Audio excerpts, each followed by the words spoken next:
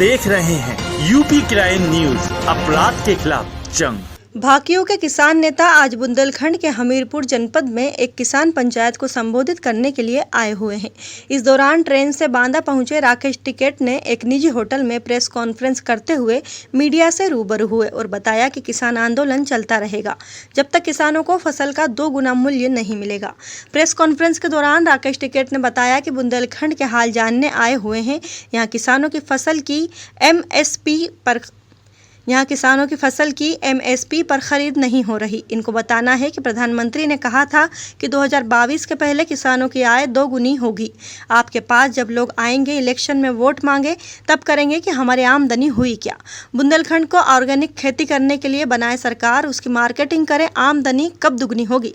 प्रधानमंत्री कह रहे हैं किसान आंदोलन में पूरे देश का किसान शामिल हुआ है। बुंदेलखंड के किसानों के पास पैसा नहीं है, स्थिति खराब है। आंदोलन के वक्त भी बुंदेलखंड का किसान शामिल हुआ।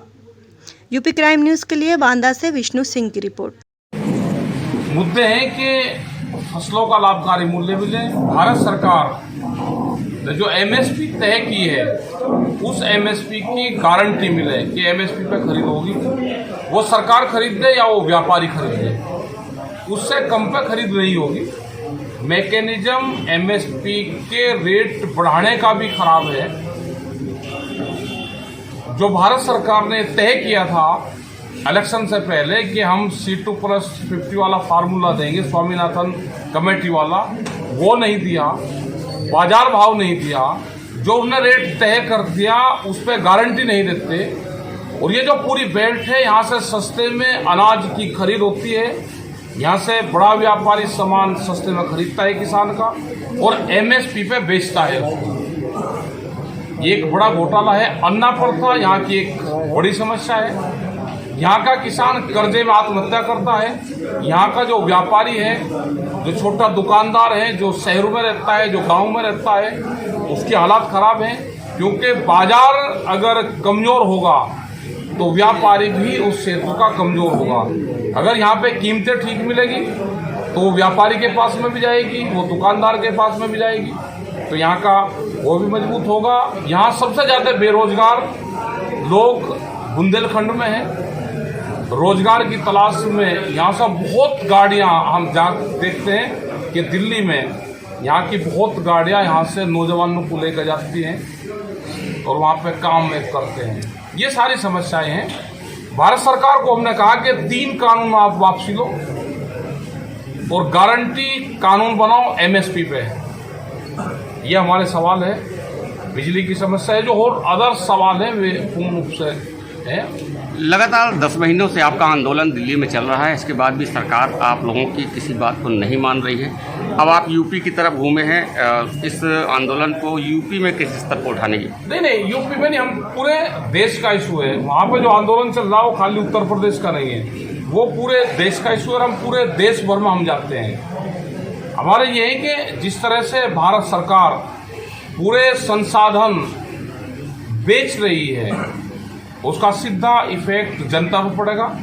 अगर प्राइवेटाइजेशन होगा बेरोजगारी फैलेगी। कॉन्ट्रैक्ट अगर वे लोग करेंगे नौकरियों में तो सस्ता उनको लेबर चाहिए, सस्ता मजदूर चाहिए। पढ़ा लिखा जो लड़का हमारा होगा वो सस्ते में वो काम वहाँ पर करेगा।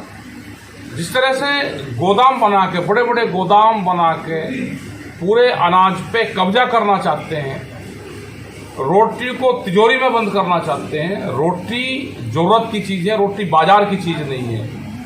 ये जो बाजारीकरण हो रहा है इससे बेरोजगारी बढ़ेगी, लोगों की जेब से पैसा जाएगा। ये सारी समस्याएं आने वाले टाइम पे होगी। सर, सरकार का ये कहना है, एक आरोप है राकेश टिकैत पर कि जहां चुनाव होता है राकेश टिकैत वहां जाते हैं।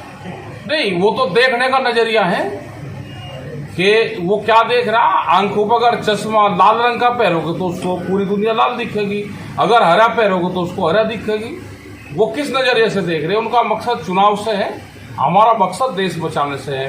क्या घोषणा पत्र में जो ये मोदी सरकार थी इसने ये कहा था कि मैं रेलवे को प्राइवेट करूंगा, स्पेशल ट्रेन नाम दे के उनको इसमें से पर्दे, चादर और कंबल हटा कर रेट महंगे कर दिए। क्या प्लेटफार्म के टिकट सस्ते हुए? क्या देश में जो बड़े बड़े संसाधन थे हमारे एयरपोर्ट तक, वे सब बिक्री पर लग रहे। LIC, भारत पेट्रोलियम, ये सब बिक रहे हैं। भारत पेट्रोलियम 1965 से पहले कॉल्टेक्स कंपनी थी, अमेरिकन, उसके पास था। जब इसने 65 में तेल देने से हमारे ही देश को मना करा तो इसको अधिग्रहण करा गया।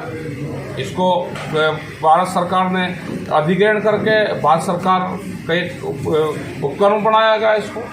इसी तरह से हम अगर पूरे देश भर में जाए, जो बड़ी संस्थाएं थी, विशाखापट्टनम में विशाखापट्टनम स्टील प्लांट, उसकी कीमत 4 लाख करोड़ रुपए के आसपास है, वो 14,000 करोड़ रुपए में बेची जा रही है, अडानी को जाएगी।